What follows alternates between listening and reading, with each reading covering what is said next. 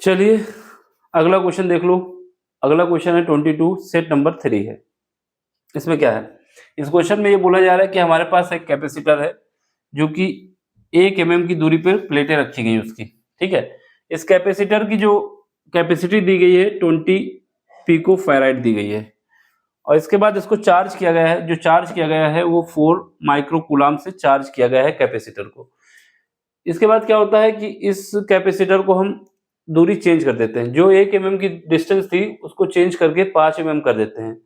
तो यहाँ पर हमको ये बताना है कि इस काम को करने के लिए हमें कितना वर्क डन करना होगा, यानी ये प्रोसेस करने के लिए कितना वर्क डन करना है।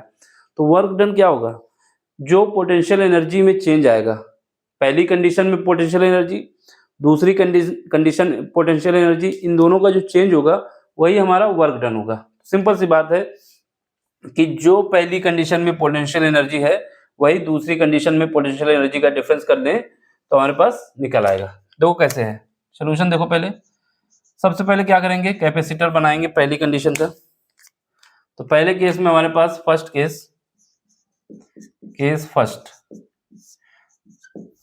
केस में कैपेसिटर हम लगा देते हैं, ये कैपेसिटर है मेरा, ठीक है। यहाँ पर इसका प्लस है, इसको हम चार्ज जो हमारे पास है, ये जो दिया गया है इसको मान लेते हैं क्यू है। तो एक तरफ प्लस होता है तो दूसरी तरफ माइनस होता है, ये माइनस क्यू है। इसकी वैल्यू दी गई है कितना, जो हमारे पास वैल्यू दी गई है क्यू की, इसको हम यहाँ पर नहीं लिखते, भी लिख दें, यही दी गई 4 × 10⁻⁶ कूलाम, क्योंकि माइक्रो कूलाम है तो उसको हम कूलाम लिख दिए हैं। तो ये माइनस लगा दो, तो क्यू की वैल्यू हमारे पास ये है, ठीक है।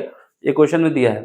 पहली कंडीशन में क्या है, पहली कंडीशन में जो कैपेसिटर है उस कैपेसिटर को 1 mm की डिस्टेंस पर रखा गया है, यानी इन दोनों की प्लेटों के बीच की जो दूरी है वो 1 सेंटीमीटर की है। कितनी है, 1 सेंटीमीटर, इनके बीच की दूरी 1 सेंटीमीटर है, ठीक। पहला केस हो गया। और क्या है, इसकी जो कैपेसिटी है कैपेसिटर की वो क्या है, C1 है, कितना है, जो कि C मान लेंगे और जो हमारे बराबर आ जाएगा कितना, 20 पिको फैराड। 20 पिको फैराड को हम क्या कर सकते हैं, 20 पिको फैराड को हम लिख सकते हैं C1 या फिर C कह दें इसको, तो हो जाएगा हमारे पास 20 × 10⁻⁻12, क्योंकि पिको में 12 होता है, फैराड हो जाएगा, ठीक है। पिको में 12 होता है 10⁻², अगर कहीं पर भी पिको है तो 10⁻12 लिख सकते हैं, ठीक। तो ये हो गया। अब इस केस में पोटेंशियल एनर्जी क्या आएगी, तो पोटेंशियल एनर्जी का जो फार्मूला होता है, पोटेंशियल एनर्जी, जिसको हम U1 से लिखेंगे, ठीक है।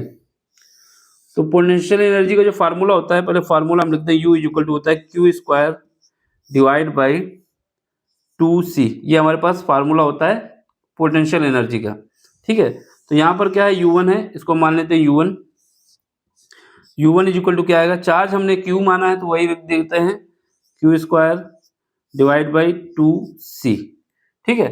जो C था हमारे पास, C1 था, ये C1 लिख देते हैं, यही हमारा C है। तो C1 हम लिख दें या C लिख दें, कोई दिक्कत नहीं है, इसको हमने C मान लिया है तो इसको हम आगे फर्दर लिख सकते हैं Q² / 2C। तो ये इक्वेशन नंबर 1 बन जाएगी पहली केस में। अब दूसरा केस देखो, दूसरा केस क्या हुआ है, दूसरे केस में हमारे पास जो कैपेसिटर है उसको दूर करा गया है। देखो, क्योंकि यहाँ पर एक पॉजिटिव होता है एक निगेटिव होता है, ये दोनों आपस में मिलना चाहते हैं, लेकिन इनको 1 mm की सेपरेशन में रखा गया है और इसकी कैपेसिटी कितनी है, 20 पिको फैराड है। लेकिन जब इसको और दूर करेंगे, क्योंकि अगर सेम चार्ज होता है तो अपने आप दूर हो जाते हैं, अपोजिट है इस वजह से आना चाहते हैं पास। अब इनको जब दूर करेंगे तो हमारे पास क्या होगा, इसमें जो चेंज आएगा पोटेंशियल एनर्जी का वही हमारा वर्क डन होगा, यानी इसको दूर करने में हमें कितना काम किया गया है ये पूछा जा रहा है इसमें। तो सेकंड केस सेकंड, जब हम क्या करते हैं, दोनों प्लेटों के बीच की दूरी कितना रखते हैं, 5 mm, ये लिखा हुआ है 5 mm की दूरी पे। तो कैपेसिटर फिर बना लेते हैं, इस बार हमने दूरी थोड़ा बढ़ा दी है, दिख रहा है यहाँ पे, ये हमारे पास कैपेसिटर बन गया। फिर से चार्ज, इसमें बोला है कि जो प्लेट में चार्ज है वो रिमेन सेम रहता है, यानी चार्ज चेंज नहीं होगा, ये चार्ज रिमेन सेम। तो जो पहले Q था यहाँ पर भी -Q हो जाएगा, ठीक है। इनके बीच की डिस्टेंस हो जाएगी 5 mm की। अब डिस्टेंस बढ़ गई है मेरी, ये 5 mm आ गया है। अब आपसे ये कह रहा है कि वर्क डन बताना है, तो हम क्या करेंगे, इसकी पोटेंशियल एनर्जी निकाल ली है अब इसकी निकाल लेंगे, इन दोनों का जो चेंज आएगा वही हमारा वर्क डन है, क्योंकि पोटेंशियल एनर्जी का जो चेंज होता है वही वर्क डन होता है। तो यहाँ से बस, यहाँ से हमें क्या चाहिए, C2 हमें पता नहीं है, C2 हमारे पास अभी पता नहीं क्या है। तो हमारे पास फार्मूला क्या आएगा, U2 इज इक्वल टू क्या होगा, क्यू स्क्वायर, क्योंकि चार्ज सेम है, और नीचे क्या आएगा 2C2। अब C2 ये इक्वेशन नंबर हमारे पास सेकंड हो गई। देखो कैपेसिटर, क्योंकि इसका कैपेसिटर तो पहली कंडीशन में दिया था कितना, 20 पिको फेराइड, लेकिन जब इसको हमने चेंज कर दिया है, दूर पहुंचा दिया है, तो जाहिर सी बात है इसकी कैपेसिटी में कुछ चेंज होगा। तो C2 कैसे निकालोगे, अगर हमारे पास C1 दिया हो तो C2 निकालने का क्या तरीका है। अगर हम देखें यहाँ पर C1 जो हमारे पास आएगा, जिसको हमने C मान लिया था, वो क्या होता है, एप्सिलॉन नॉट, ठीक है, एप्सिलॉन नॉट होता है, और क्या होता है, एरिया। तो हमारे पास एरिया और इनके बीच की डिस्टेंस क्या होता है, epsilon not area in divide by distance. Distance क्या है, जो दोनों के बीच की डिस्टेंस है, इसको हमने क्या माना है, C1 मान लिया, सॉरी इसको C मान लिया है। तो C1 क्या है, epsilon not area divide by D। ये बात समझ में आ गई। एप्सिलॉन नॉट हमारा कांस्टेंट है, जिसकी वैल्यू हमारे पास पेपर में दी होती है। एरिया हमारे पास जो कैपेसिटर है उसका एरिया लेना है, और D लेना है। फिलहाल के लिए हमारे पास ये वैल्यू दी गई है, ये वैल्यू को हमको यूज नहीं करना है, ये हमने आपको फार्मूला बताया। इसी के रेफरेंस में हम दूसरी वैल्यू निकाल सकते हैं। तो C2 क्या होगा, C2 जो होगा हमारे पास, C2 हमारे पास क्या होगा, हमने बताया एप्सिलॉन नॉट होता है, एरिया होता है, और दोनों के बीच की डिस्टेंस। यहाँ पर डिस्टेंस कितना है, D, लेकिन इस बार डिस्टेंस क्या हो गई, 5 टाइम्स हो गई है। यहाँ पर D बराबर 1 था, यहाँ पर 5 हो जाएगा, तो जो डिस्टेंस हो गई है वो 5 गुना हो गई है, यानी D 5। अब D की वैल्यू क्या है, D की वैल्यू पहले केस में अगर 1 रखते हैं तो इसको 5 कर दो, ठीक, और यहाँ पर 1 कर दें, यहाँ पर क्या कर दें 1। ये D फार्मूला होता है, नीचे लिख देते हैं, C1 इज इक्वल टू हमारे पास नीचे दिख रहा है यहाँ पे एप्सिलॉन नॉट और A divide by 1, distance 1 mm दी गई है, ये C हो जाएगा, ठीक। यहाँ पर डिस्टेंस 5 टाइम्स हो गई है, तो वैसे भी लिख सकते हैं, अगर इसको हम D लिखते हैं तो ऐसे लिख देते हैं, यहाँ से एप्सिलॉन नॉट A और ये D, ठीक, और नीचे 5 है, इसको हम ऐसे जब 5 लिख दिए तो 5 लिख देते हैं। अगर इसको हम D के साथ दिखाना चाहते हैं तो क्या करेंगे, इसको निकाल के लिख सकते हैं, यहाँ पर D की जगह हटा देते हैं। फार्मूला हमारा ये होता है, D की जो वैल्यू हमने पुट कर दी सीधे, ठीक है, ज़्यादा कन्फ्यूजन ना हो। फार्मूला ये होता है, D की वैल्यू हमने यहाँ पर रखी है, यहाँ पर 5 रखी है, तो यहाँ से क्या आ जाएगा, यहाँ से हमारे पास आ जाएगा एप्सिलॉन नॉट A, क्या आ जाएगा, एप्सिलॉन नॉट A की जगह पे हम C लिख सकते हैं, तो यहाँ पे हम लिख सकते हैं C डिवाइड बाई 5। सिंपल सा बात, ये समझ में आया। यहाँ पर हमने D की वैल्यू रख दी 5, और यहाँ पर D की वैल्यू कितनी रख दी 1। इस वाले फार्मूले में जब रखोगे तो हमारे पास एप्सिलॉन नॉट A की वैल्यू आ जाएगी C, तो एप्सिलॉन नॉट A की जगह पे हम C लिख देंगे, तो हमारे पास जो C2 आएगा वो C बाई 5 हो जाएगा। इतना समझ में आना चाहिए, ठीक है। अब हमारे पास क्या है, वर्क डन, तो ये हमारे पास क्या आया, C2 आ गया, तो C2 की वैल्यू हम बता देंगे। C2 जो है हमारे पास, C2 कितना आया, C बाई 5 आया है, और C1 कितना आया है, जो C1 आया है वो C1 जो हमारे पास आया है वो आया है C, जो कि एप्सिलॉन नॉट A है, हमें केवल C से मतलब है, ठीक। अब देखो वर्क डन,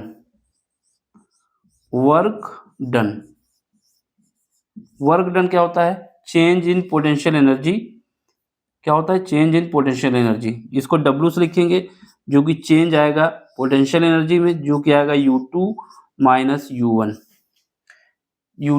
U1, तो ये हमारे पास आएगा पोटेंशियल एनर्जी में चेंज।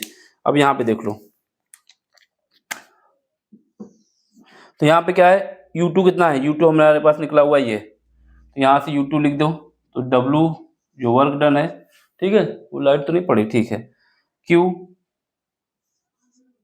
स्क्वायर और 2, C2 की जगह क्या रखना है, C बाई 5, तो यहाँ हमारे पास हो जाएगा 2, और C2 की जगह रखना है C बाई 5, तो C डिवाइड बाई 5 माइनस, अब यहाँ पे आ जाओ, क्या है, क्यू स्क्वायर, और हमने पहले ही C1 को मान लिया था, C मान लिया था, तो उसको लिख देना है, तो यहाँ पर क्या है, Q square divide by 2C, ठीक है। ये 5 हमारा ऊपर चला जाएगा, यहाँ W इज इक्वल टू क्या आ जाएगा, क्यू स्क्वायर बाहर ले सकते हो, क्यू स्क्वायर बाहर ले लो, और क्या है अभी नहीं बाहर लेते हैं। अभी ये 5 को ऊपर पहुंचाओगे तो कितना आएगा 5 क्यू स्क्वायर आ जाएगा, और माइनस के कितना आ जाएगा क्यू स्क्वायर, और एलसीएम कितना आ जाएगा 2c, ये समझ लो। तो यहाँ से w कितना आ जाएगा, यहाँ से बचेगा 4 क्यू स्क्वायर, और डिवाइड क्या हो जाएगा 2c से, तो 2 से 2 काट दो, कितना बचेगा 2 Q square divide by c, ये हमारे पास बचा। तो वर्क डन कितना आ जाएगा, w is equal to 2, q की वैल्यू कितनी है, q की वैल्यू हमारे पास दी गई है 4 माइक्रो कूलम, तो 4 इंटू 10 की पावर -6, ठीक है, इसका स्क्वायर है, और डिवाइड बाई कैपेसिटर, कैपेसिटर की कैपेसिटी कितनी दी गई है, दी गई है 20 इंटू 10 की पावर -12। अब इसको हमें सॉल्व करना है। देखो इसका स्क्वायर करोगे तो 12, यहाँ पर भी माइनस है, यहाँ पर भी माइनस है, तो ये कट जाएगा। तो यहाँ से w इज इक्वल टू कितना आ जाएगा, इसका स्क्वायर करोगे 16 आएगा, 2 से इसको काट सकते हो, तो यहाँ बचेगा 10, तो यहाँ हमारे पास आ जाएगा 16, और यहाँ पर 10 नीचे बचेगा तो उसको पॉइंट हो जाएगा, तो जूल आ जाएगी। तो ये हमारे पास आ गया। जब इसको सॉल्व करोगे, जब इसको सॉल्व करेंगे हम, तो क्या आएगा, इसका स्क्वायर करोगे तो 10 की पावर -12 हो जाएगा, और ये माइनस का है, ये भी माइनस का है, तो कट गया एक बात। फिर इसका स्क्वायर करोगे 16 आ जाएगा, इसको काटोगे 10 बचेगा नीचे, एक पॉइंट लग जाएगा, तो इतना आंसर आएगा। देख लो, समझ लो, और स्क्रीनशॉट भी ले लो। समझ में आया हो तो लाइक शेयर सब्सक्राइब करो। यहाँ पर सारा खेल क्या है, पहली बार कैपेसिटर जो था हमने उसको C मान लिया, ये वैल्यू रख के आप अगर C1 निकालेंगे यहाँ से, इसके एप्सिलॉन नॉट की वैल्यू जो क्वेश्चन दी होगी उसको निकाल लोगे, 8.85 इंटू 10 की पावर -12, फिर एरिया हमारे पास फंस जाएगा। इससे अच्छा है कि क्योंकि ये आगे चल के कट जाता है सब, तो इसका यूज ही नहीं होता, हम इसको जो कैपेसिटर दिया है बस उसी वैल्यू को यूज करना है, तो ये हमारे पास रिजल्ट बनता है जाकर लास्ट में, ठीक है। इस रिजल्ट के हिसाब से हमें निकालना होता है।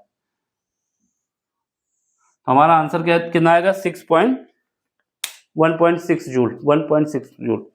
देखो अब अगर आपको समझ में आया हो तो लाइक शेयर सब्सक्राइब कर दो। इससे क्या होता है कि आप लोग का सपोर्ट मेरे पास आता है कि आपको मेरी पढ़ाया हुआ समझ में आ रहा है। लाइक करने से, शेयर करने से आपने हमारी हेल्प की, दूसरों तक मेरी बात पहुंचाई। सब्सक्राइब करने से आपने हमको सपोर्ट दिया कि हाँ हम जो काम कर रहे हैं ये सही है और आप लोगों को पसंद भी है, और इस काम को हम आगे कंटिन्यू करते रहें। तो क्या है, लाइक करेंगे, शेयर करेंगे, सब्सक्राइब करेंगे, ठीक, अपना सपोर्ट हमको देंगे, और जो हम काम अपना कर रहे हैं इसको आगे भी बढ़ाते रहें, ठीक। आगे चल के कोई भी अगर यूपीएससी की तैयारी करेगा उसको भी हम मैथ पढ़ा सकते हैं, समझ लो। Thank you for watching.